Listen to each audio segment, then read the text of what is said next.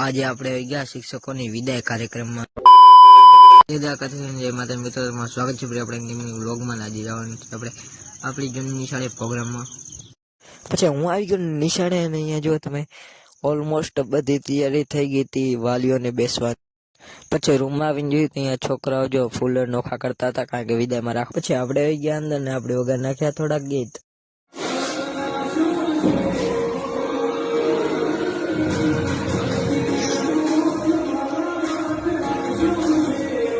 પછી આપણે આવી ગયા જમણવાર વાળા વિભાગમાં અને અહીંયા જો બધા ખાય છે અને હવે આપણે પણ જમણવારમાં ખાવા જવાનું.